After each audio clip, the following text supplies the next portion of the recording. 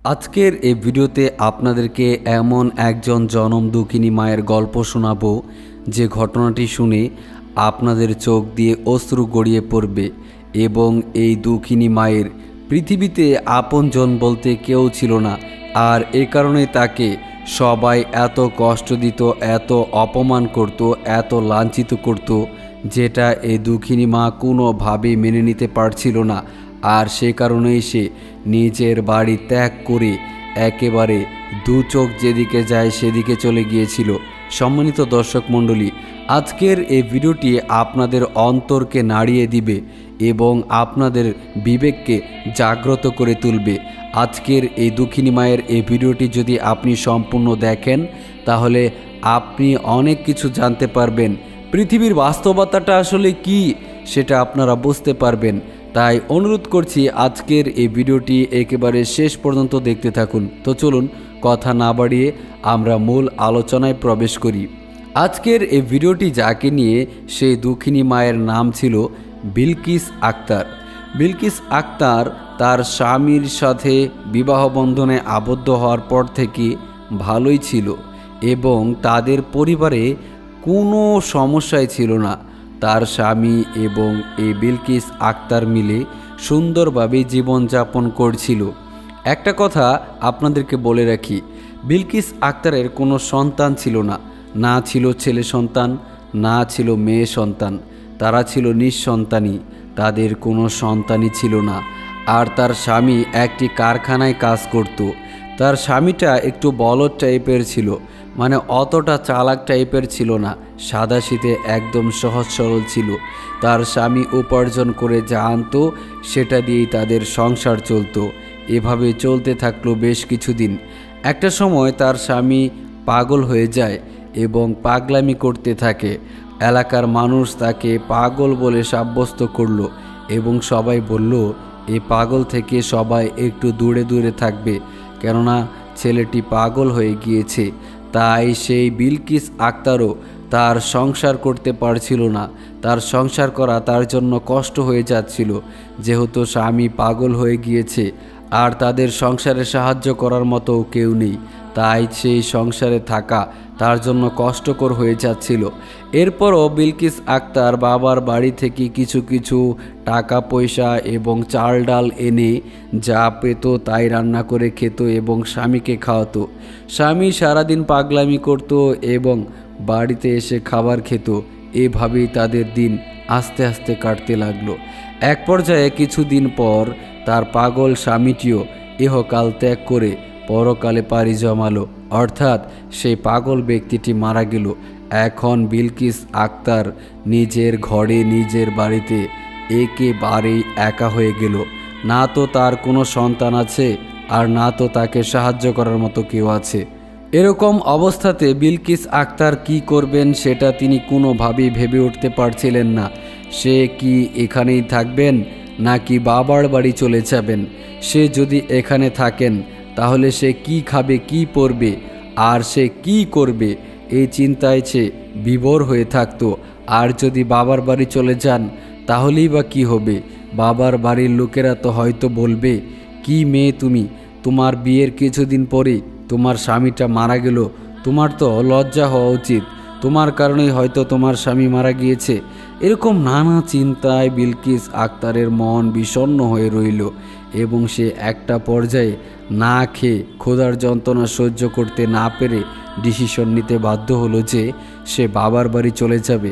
কেননা শ্বশুর বাড়ির আশেপাশের মানুষগুলো এসে বিলকিস আক্তারকে নানানভাবে খোঁচা মারত এবং কষ্ট দিত, নানানভাবে কথার মাধ্যমে আঘাত করত, যেটা সে কোনোভাবে মেনে নিতে পারছিল না। তাই সে সিদ্ধান্ত নিল যে বাবার বাড়িতেই চলে যাবে। লোকে যাই বলে বলুক, বাবা মা যাই বলে বলুক না কেন, এছাড়া আমার আর কোনো পথ নেই। তাই তিনি সিদ্ধান্ত নিলেন যে বাবার বাড়িতেই চলে যাবে এবং পরিশেষে তিনি বাবার বাড়িতে চলে আসলেন।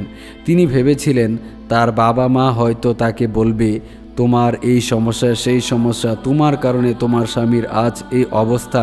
কিন্তু না, বিলকিস আক্তারের বাবা মা তেমন কোনো কিছুই বলেনি, বরঞ্চ বলেছিল, মা কষ্ট পেও না, হায়াত মৌত আল্লাহর হাতে, আল্লাহ তাআলা তোমার স্বামীকে নিয়ে গিয়েছেন, তার হায়াত অতটুকুই নির্ধারিত ছিল, তাই তুমি কষ্ট পেও না। আল্লাহ তাআলা যা করেন সব কিছু বান্দার মঙ্গলের জন্যই করেন। তুমি সবর করো এবং ধৈর্য ধারণ করো, আল্লাহর কাছে তোমার স্বামীর জন্য দোয়া করো। এই বিলকিস আক্তার তার বাবা মার মুখ থেকে এমন কথা শুনতে পেয়ে অনেক খুশি হয়ে গেল। তার কষ্ট অনেকটাই হালকা হলো, কেননা তার পাশে দাঁড়ানোর মতো মানুষ সে খুঁজে পেল এবং মনে মনে ভাবল, না, আমাকে এখন পর্যন্ত আমার বাবা মা আগের মতোই ভালোবাসেন, আর ভালোবাসবেনই না বা কেন। একজন মা বাবার কাছে তার সন্তান কখনোই বৃদ্ধ হয় না, বড় হয় না, এবং সেই সন্তান যতই কষ্ট দেখ না কেন পিতামাতা কখনোই সন্তানের জন্য বদদোয়া করেন না। অনুরূপভাবে বিলকিস আক্তারের বাবা মাও তেমনই ছিল। সে কখনোই কল্পনাও করতে পারেনি যে তার বাবা মা তার সাথে এমন আচরণ করবে যেটা সে দেখতে পেল। আর তার বাবা মা তাকে আরও বোঝাতে লাগলো, মা তুমি কষ্ট পেও না, দুঃখ করো না, আল্লাহ তাআলা তোমার জন্য অবশ্যই ভালো কিছু রেখেছেন, তুমি ধৈর্য ধারণ করো, আর তোমার কোনো চিন্তা নেই, তুমি আজ থেকে এখানেই থাকবে, বাবার মেয়ে, বাবার ঘরে ফিরে এসেছো, কোনো সমস্যা নেই, হয়তোবা এতেই তোমার জন্য কল্যাণ নিহিত রয়েছে। সম্মানিত দর্শক মণ্ডলী, এই মহিলাটি তার স্বামীর সুখে এতটাই পাগল ছিল, এতটাই কষ্টে ছিল, তার বাবা মা তাকে অনেকবার বিয়ে দেওয়ার জন্য চেষ্টা করেছে, অনেক জায়গা থেকে গড় এসেছে, কিন্তু এই বিলকিস আক্তার বাকি জীবনে আর কখনোই বিয়ের পিঁড়িতে বসেনি। সে সব সময় তার স্বামীকে মিস করত এবং তার স্বামীর জন্য দোয়া করত, সব সময় নামাজ পড়ে স্বামীর জন্যই দোয়া করত, এবং এখন পর্যন্ত সেই মহিলাটি বেঁচে আছে। তার বয়স অনেক হয়ে গিয়েছে, কিন্তু সে কোনো দিন আর বিবাহর বন্ধনে আবদ্ধ হয়নি। আর এখন সে অনেক বয়স্ক হয়ে গিয়েছে। এখন সে সব সময় আল্লাহ তাআলার জিকির আজকার করে তার সময় পার করেন। তিনি মনে মনে ভাবেন, আমার স্বামী আমাকে ছেড়ে অনেক আগেই চলে গিয়েছে, আমাকে আল্লাহ তাআলা দুনিয়াতে রেখে গিয়েছেন, তার মানে এই নয় আমি যা খুশি করে বেড়াবো। আমি জীবনটা যেভাবে অতিবাহিত করেছি, নিজেকে পর্দার মধ্যে রেখেছি এবং সব সময় আল্লাহ তাআলার হুকুম আহকাম মেনে চলেছি, এতেই আমার জন্য কল্যাণ রয়েছে। আমি চেষ্টা করেছি আল্লাহ তাআলাকে সবসময় রাজি খুশি করানোর জন্য। আল্লাহ তাআলা চাইলে আমাকে ক্ষমা করে দিতেও পারেন, আল্লাহ তাআলা চাইলে আমাকে মাফ করে দিতেও পারেন, কেননা তিনি তো গাফফার, তিনি তো রহমান, তিনি তো রাহিম। প্রিয় বন্ধুরা, এই দুঃখিনী মা দেখুন কতটা কষ্ট করে নিজের জীবন পার করলো। সে চাইলেই বিয়ে করতে পারতো, চাইলেই বিয়ে বসতে পারতো, কিন্তু সে বিয়ের ধারের কাছেও যায়নি এবং বিয়ে করেনি। সে সারা জীবন নিজেকে এমনভাবে রেখে দিল যেটা অনেক মানুষের পক্ষেই থাকা হয়তোবা সম্ভব নয়। সম্মানিত দর্শক মণ্ডলী, আজকের এই ভিডিওটির কাহিনী আপনাদের কাছে কেমন লাগলো তা কিন্তু অবশ্যই কমেন্ট করে জানাবেন, এবং এই ধরনের কোনো ঘটনা আপনার এলাকায় আছে কিনা সেটাও আমাদেরকে জানান।